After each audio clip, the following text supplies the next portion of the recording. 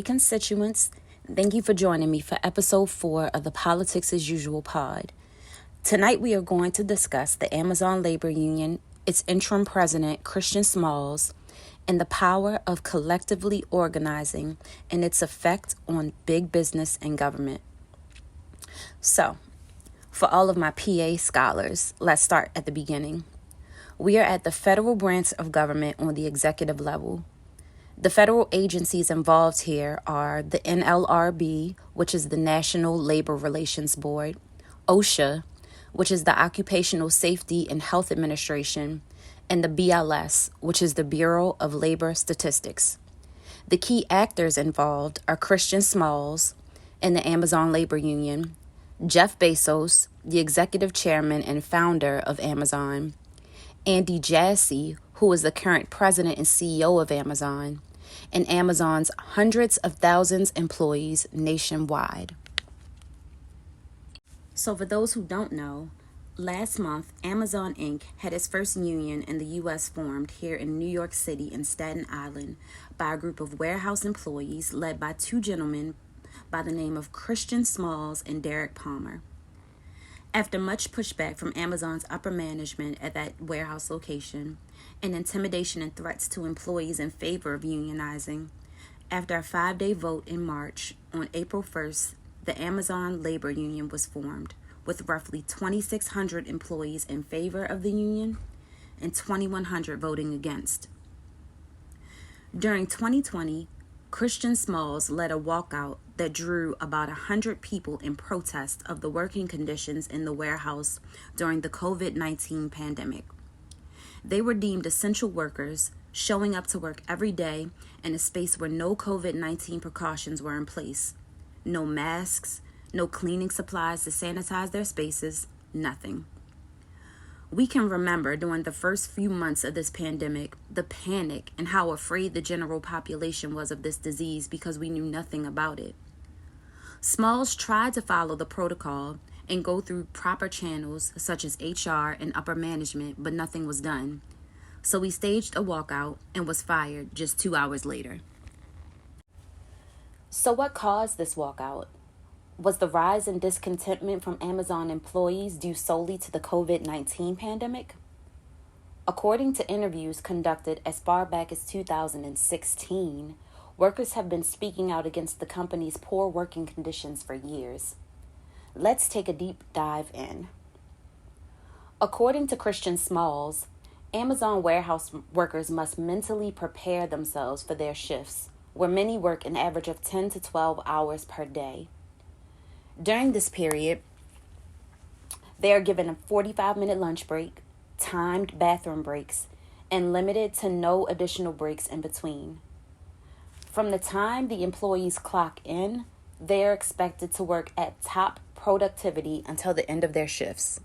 There are security cameras behind these workers at all times, and every worker has a scanner that tracks their packing rates with a timer that tells them how many minutes they have to pack an item before the timer hits 0. These are the tools that the company uses to measure the workers' productivity goals. If a worker fails to meet these goals, they are written up and can be fired. Just last week, Tristan Dutchin, a worker in the Staten Island warehouse in New York, was fired due to falling behind in productivity. He is also an organizer for the Amazon Labor Union headed by Christian Smalls, and he believes he was fired in retaliation. In interviews conducted by PBS and Democracy Now!, workers in California have stated that they are not treated like humans or even robots. They are treated as part of the data stream, as data collection is the standard for Amazon. The demand for speed, which is the cornerstone of its business model, is what leads to workers' injuries.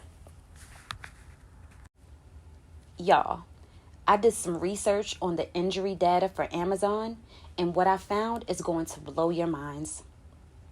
So for starters, Amazon does not publish its injury rates, although federal regulations say that companies must provide workers with the injury logs for their work sites. Amazon's injury rates are more than double the industry average, and in some states, it's 4 times that average. Injuries can range from concussions, lacerations, and the crushing of limbs that have led to deaths. These injuries are linked to the extreme production rates that they must hit. Injury rates have increased every year since 2016, and they are more than 50% higher at robotic warehouses. OSHA, which is a part of the U.S. Department of Labor and is overseen by the Secretary of Labor in the Presidential Cabinet, is responsible for tracking the data for work-related injuries nationwide. As part of federal law, corporations must file an OSHA 300 log and a 301 incident report in order for this department to track work-related injuries and to determine and calculate the averages across industries nationwide. In interviews with advanced medical providers that treated Amazon employees, it was reported that they were pressured by supervisors not to make the injuries from Amazon workers reportable. They did this by denying work leave and other treatments that were essential to the well-being of these employees. And there was much pressure from Amazon management to keep injuries off the books. Amazon even went as far as using their own in-house EMTs to give improper in-house medical care to employees so that they could control what was reported to OSHA and what was not. A mess. So for those wondering why this fight is so important, this is why. The first Amazon union attempt was in Bessemer, Alabama last year, where the vote fell short to unionize. This was mainly due to intimidation, threats, and illegal firing of employees in that warehouse. Amazon even went as far as to threaten to close down the warehouse should the union vote pass, thus displacing more than 14,000 employees. Over 80% of the workers are Black and brown, and 50% are women. And y'all, to take it even further, Bessemer is a county in Birmingham, Alabama. And we all know the history of Birmingham, Alabama, and the civil rights movement. Killer Mike gave an impassioned speech last year on location. Take a listen to what he had to say. Hi, my name is Michael Render. I'm professionally known as Killer Mike, absolutely. I am from a family that's out of Tuskegee, Alabama. We're the Blackmans and we're the Mackeys. And I'd just like to say that as proud as I am to be a part of the legacy of Alabama and being a part of the family, I'm deeply ashamed of what this company is doing to Alabamians. I'm ashamed that we still live in a country where we celebrate someone, and I qualify, I'm what they call in the South Negro rich. I got enough money to last me my lifetime. I'm trying to have some left over for my kids, but I'm gonna have a lot of fun while I'm here. Jeff Bezos is beyond white folks rich.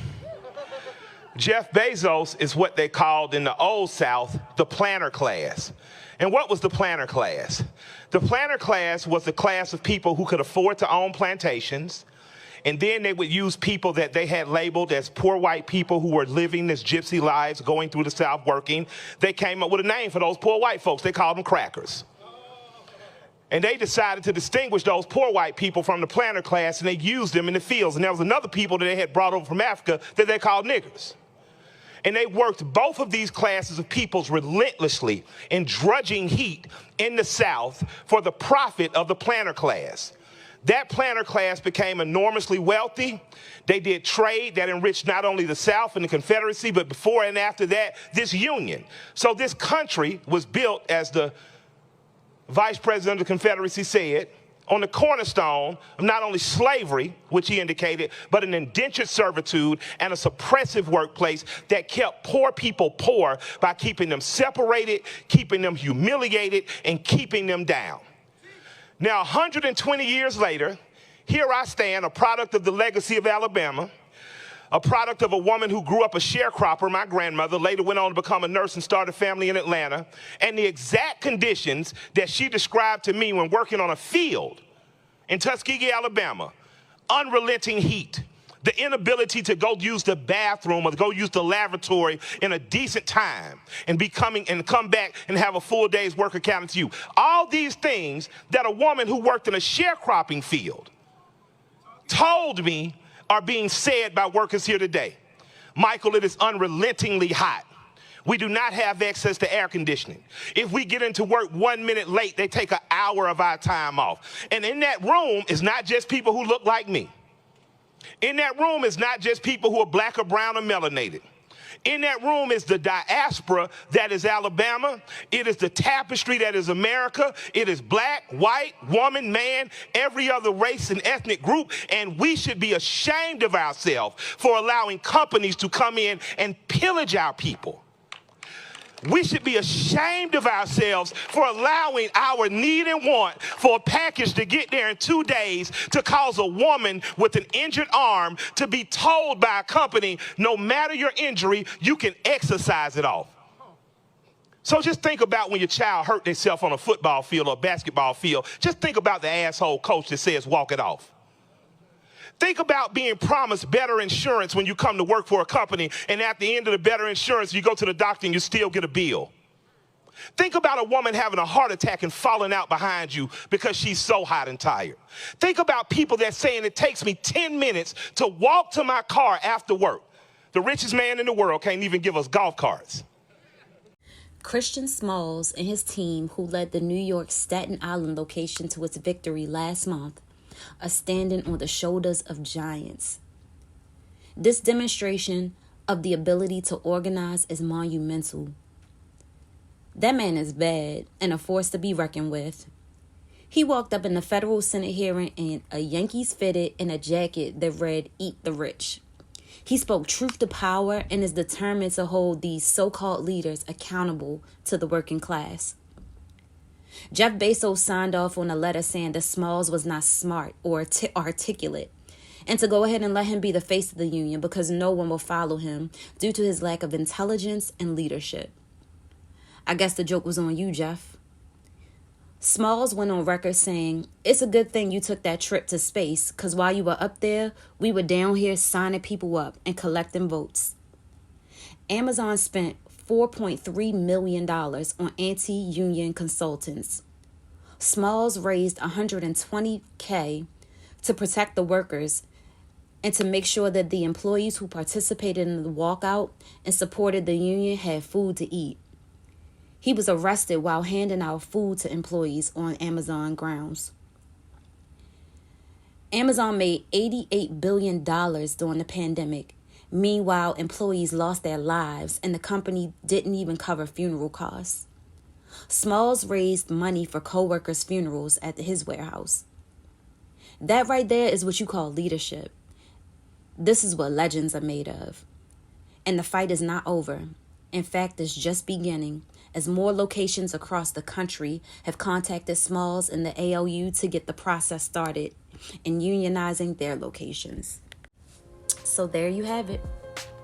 Let me know your thoughts in the comments, and don't forget to like and subscribe to my channel and turn on the notification button so you won't miss more videos like this. I appreciate your support. I love you all, and good night.